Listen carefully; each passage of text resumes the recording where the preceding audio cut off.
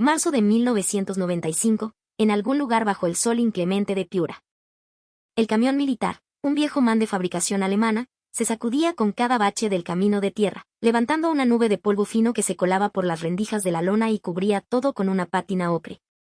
Adentro, apretujados en la oscuridad maloliente, un grupo de prisioneros de guerra ecuatorianos miraba a través de los pequeños agujeros del tejido, intentando descifrar el primer atisbo de su nuevo e incierto hogar. El paisaje era un desierto implacable, algarrobos resecos que se extendían hasta un horizonte tembloroso por el calor, un cielo inmenso y vacío, y a lo lejos, las siluetas de barracas militares que parecían derretirse bajo el sol. Estaban a cientos de kilómetros de su patria, en una base peruana cuyo nombre ni siquiera conocían, un lugar que 6 meses atrás no era más que un punto anónimo en un mapa enemigo. El sargento segundo Jorge Quispe, un conscripto de apenas 20 años con el rostro aún imberbe y los ojos llenos de una mezcla de orgullo herido y pánico puro, observaba el movimiento de los soldados peruanos que se acercaban al camión. Jorge, a diferencia de muchos de sus compañeros, muchachos del campo reclutados a la fuerza, había completado la secundaria en Quito y trataba de mantener una fachada de oficialidad. En susurros, mientras el motor del camión se ahogaba en un último estertor, se dirigió a sus hombres en el español cerrado de la sierra ecuatoriana. Recuerden, muchachos, su voz era un hilo tenso, somos prisioneros de los peruanos. La propaganda nos dijo cómo son, que nos odian desde siempre. No va a ser como en las películas. Somos el enemigo. No esperen nada, ¿me oyen? Nada de clemencia. Mantengan la cabeza alta y el orgullo intacto. Pero Jorge, a pesar de su juventud y del adoctrinamiento recibido, no podía prever lo que realmente estaba por suceder. Estaba a punto de experimentar algo que desafiaría cada fibra de su ser, cada creencia inculcada sobre la guerra, la dignidad y ese concepto abstracto llamado el enemigo. En los próximos meses, él y sus compañeros descubrirían que el Perú no solo era un país diferente al suyo, era un espejo. Y la diferencia más profunda no se manifestaría en la brutalidad que esperaban, sino en algo mucho más perturbador y profundo, la hermandad inesperada. Descubrirían que sus captores los tratarían como a seres humanos, como a iguales, con una dignidad que la propia guerra les había arrebatado.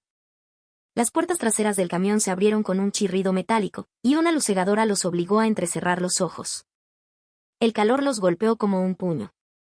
Uno a uno, bajaron, tropezando, la mayoría eran conscriptos como él, capturados durante los confusos y sangrientos combates en la selva del Cenepa.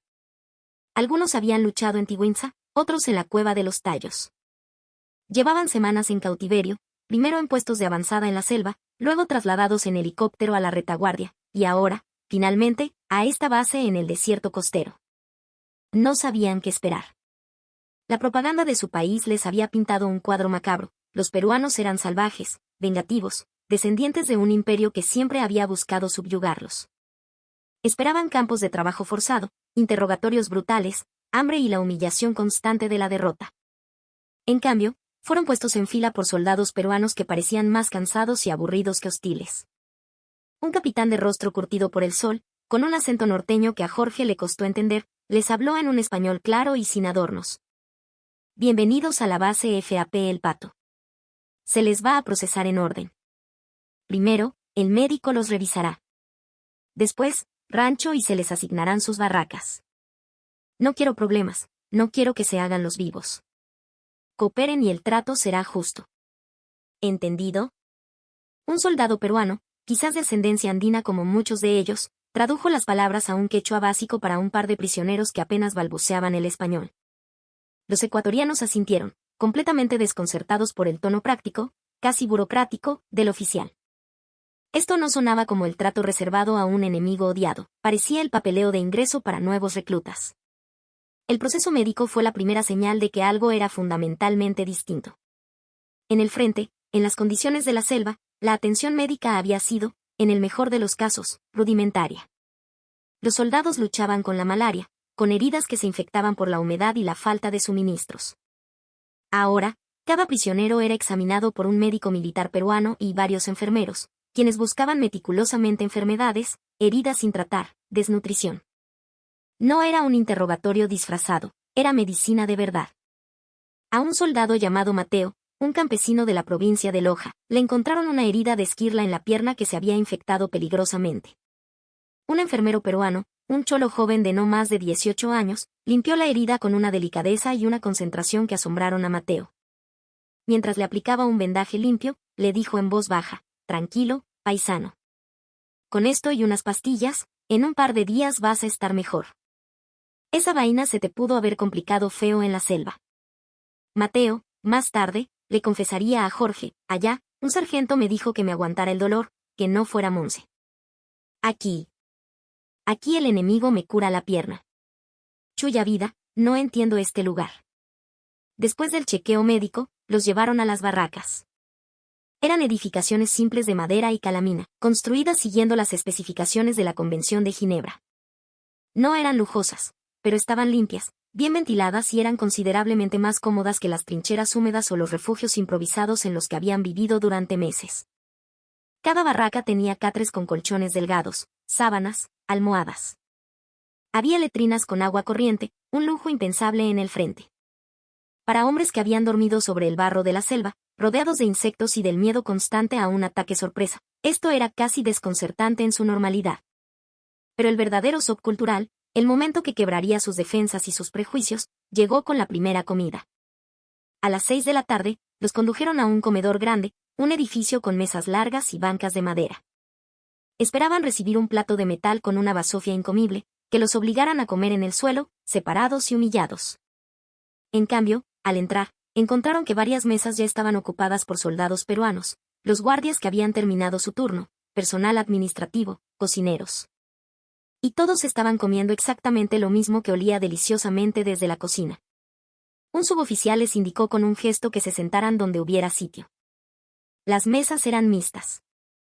Ecuatorianos y peruanos, juntos. Esto violaba todas sus expectativas.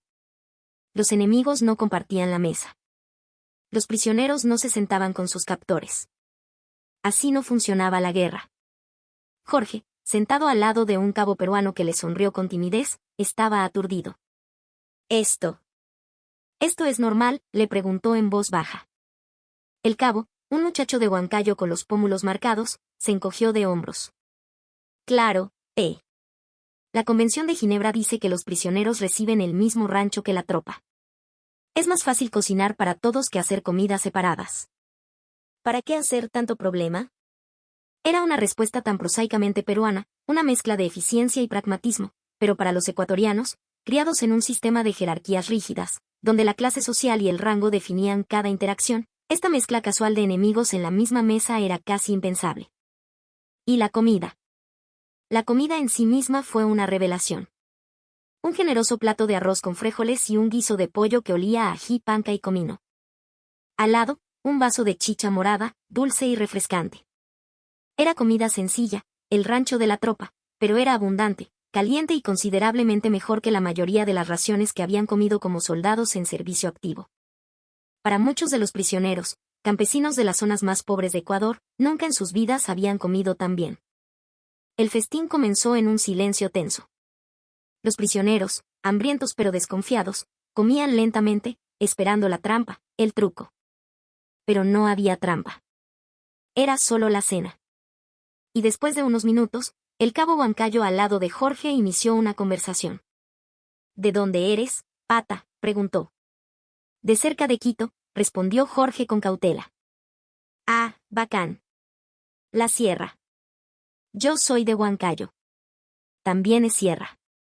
Hace un frío de mierda en las noches, ¿no?». Y así, de forma surrealista, en medio de una guerra, dos enemigos discutían sobre el clima de los Andes mientras compartían un plato de frijoles. En otra mesa, un soldado peruano le ofrecía su botella de Inca Kola a un ecuatoriano. «Prueba, causa. Es más rica que la Coca-Cola. Es la bebida de sabor nacional». Después de la cena, mientras los prisioneros regresaban a sus barracas bajo el cielo estrellado del desierto, comenzaron a hablar en susurros urgentes. Algo profundo los había perturbado. No era la crueldad ni la degradación, eso lo hubieran podido manejar. Era la dignidad casual con la que habían sido tratados. «Nos sentamos con ellos», decía un soldado con incredulidad. «Comimos su comida. Me preguntaron por mi familia». «Debe ser una trampa», insistió otro. «Nos quieren ablandar, para después sacarnos información». Pero Jorge, que observaba todo con una intensidad febril, comprendió que algo más profundo estaba sucediendo. En voz baja, les explicó a los hombres que se agolpaban a su alrededor en la barraca: no es una trampa. Es que así son ellos. Para ellos no somos monstruos solo porque somos el enemigo. Somos solo otros cholos, como ellos, pero del otro lado de la frontera. Pero eso no tiene sentido, mi sargento, protestó el soldado más joven. Si somos iguales, ¿por qué nos estábamos matando a balazos hace una semana? La pregunta quedó flotando en el aire denso de la barraca. Nadie tenía una respuesta. Esa primera noche en la base de Piura, varios prisioneros lloraron en silencio en sus catres. No lloraban de desesperación o de tristeza, sino de una confusión abrumadora.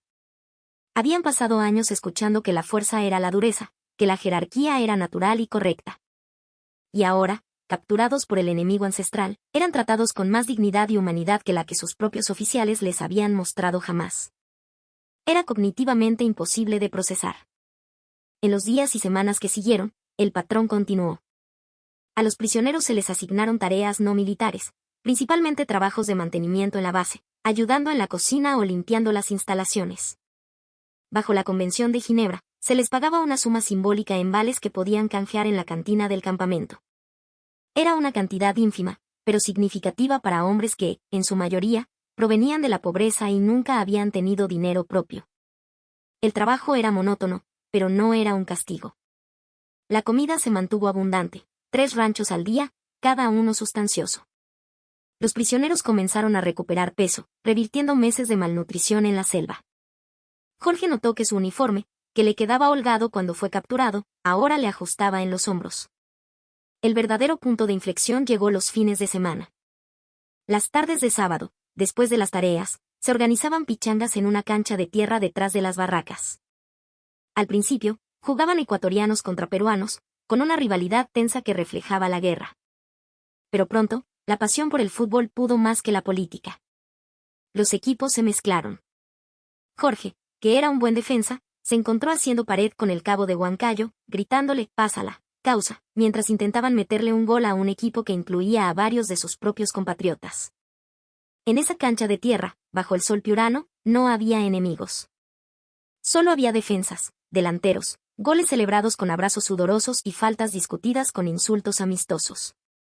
Eran solo un grupo de muchachos jugando al fútbol. Por las noches, alguien conseguía una radio a pilas.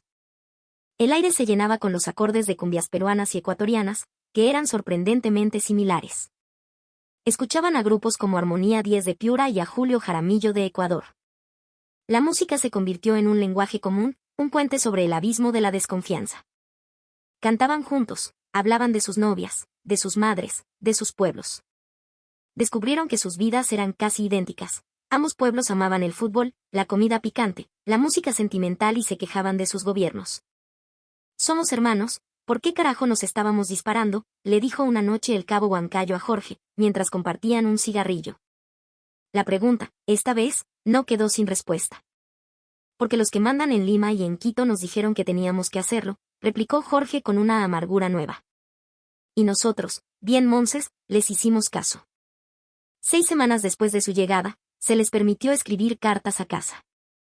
Las cartas serían censuradas, por supuesto, pero se permitía el contenido personal. Jorge le escribió a su madre en Quito. La carta, que su familia aún conserva, captura su profunda perplejidad. «Querida mamita, estoy bien. Más que bien. Estoy más sano que cuando me capturaron. Este lugar, Piura, es extraño. No es un campo de prisioneros como nos contaban. No sé cómo describirlo. Vivimos en barracas decentes.